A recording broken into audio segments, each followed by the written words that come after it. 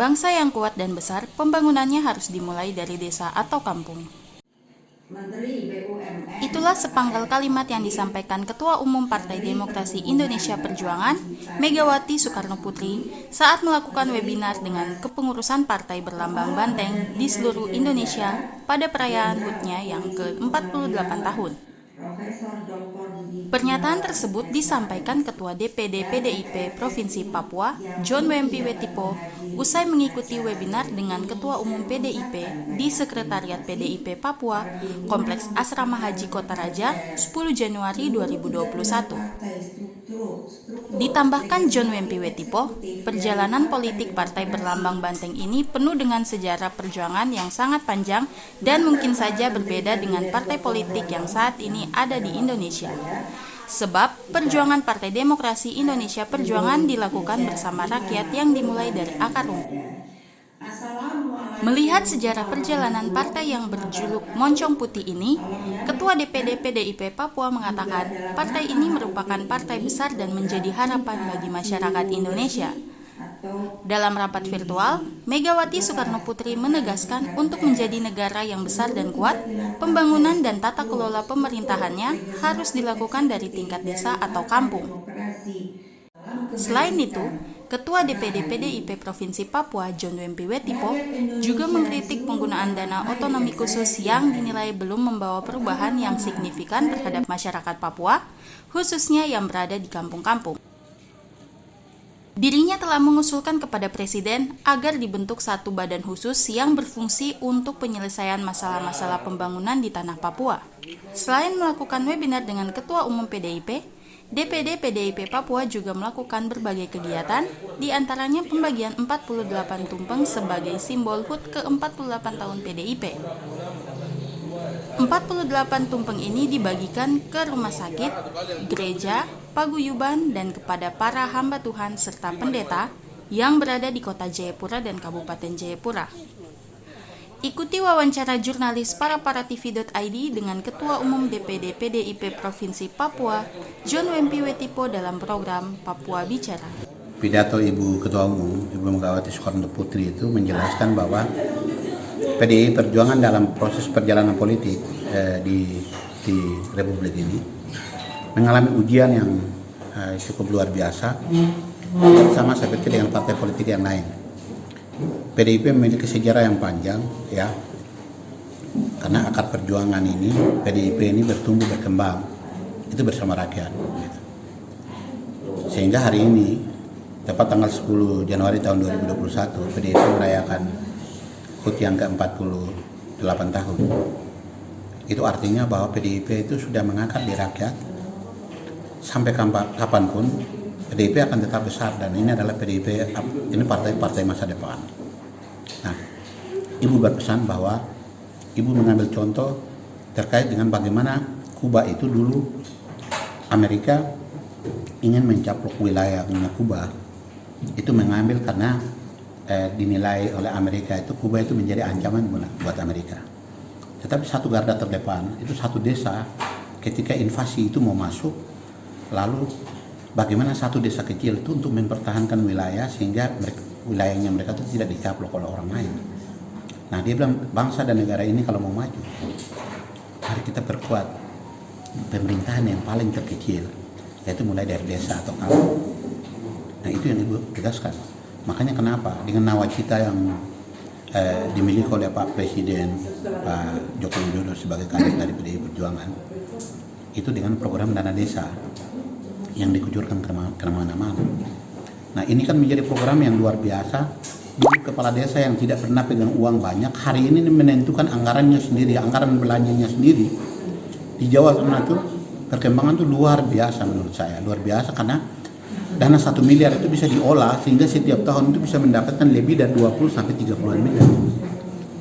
Di Papua ini kita terkendala terbesar adalah uang banyak, tetapi kita harus merubah mindset masyarakat kita. Karena memang ada terjadi pembodohan yang kami lihat, bahwa yang terjadi itu ada beberapa pemerintah yang tidak bisa diakses dengan baik.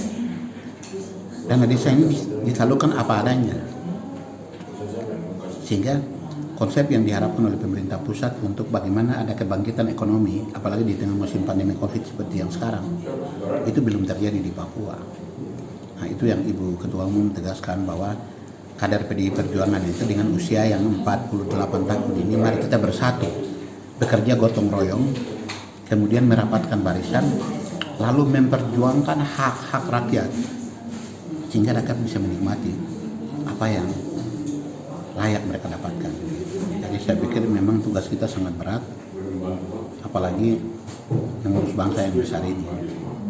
Ibarat partai besar ini dengan kadernya yang hampir kita ada dalam kepengurusan, mulai dari DPP pusat, DPD, DPC, terus cabang dan ranting. Itu jumlah pengurusnya itu kurang lebih 1,5 juta orang. Itu artinya bahwa kita sudah terlalu solid begitu. Nah, sekarang bagaimana untuk kita sinergi bersama dengan pemerintah daerah untuk bisa membangun konsep ke depan yang lebih baik. Karena partai ini kan tidak punya uang, tetapi partai punya basis, punya rakyat. Mari kita kolaborasi dengan program yang mereka miliki, baru kita berdayakan. Apalagi dengan pandemi COVID ini kan banyak kehilangan pekerjaan, pendapatan. Bagaimana kita membangkitkan ekonomi ke depan lebih baik. Ya, Pak, kalau Pak melihat dengan adanya otonomi khusus, apakah hak-hak rakyat itu sudah terpenuhi? Kalau otonomi khusus ini, saya pikir belum, karena sampai hari ini kan kita belum mendapatkan apa yang sesungguhnya kita harapkan. Ya. Makanya begini, kita pernah ada program UP4B, Unit Percepatan Pembangunan Papua Barat. Ya.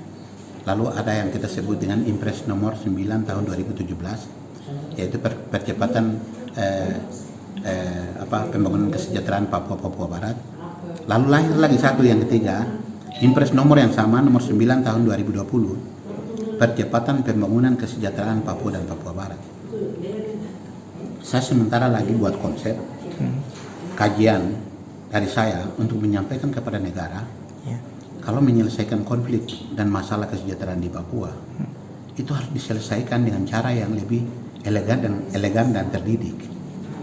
Impres ini berlaku pada saat kepemimpinan itu berkuasa. Katakanlah Bapak Presiden Jokowi ini, kalau dia berakhir 2024, Impres juga akan ikut berakhir seiring dengan pemimpin juga akan berakhir. Gitu. Nanti presiden yang baru punya kebijakan yang baru untuk urus Papua, tidak boleh setengah-setengah. Urus Papua, makanya saya bilang begini, harus ada konsep. Harus ada badan percepatan pembangunan kesejahteraan Papua dan Papua Barat. Kalau badan, itu berarti setingkat menteri. Kalau setingkat menteri berarti penganggarannya juga fokus. Mau infrastruktur, masalah pendidikan, kesehatan, semua itu terfokus di badan. Kenapa ada badan pengelola otoritas Batam? Batam ya. Tapi kenapa di Papua hanya impres saja? Apakah kita penanganan masalah Papua ini temporer atau jangka panjang? Kalau jangka panjang, mari kita bikin badan supaya presiden berganti juga, badan ini tetap ada dan menjadi tanggung jawab negara untuk memproses Papua, sehingga Papua ini benar-benar bahwa derajat hidup masyarakat ini bisa diangkat. Itu yang saya harapkan.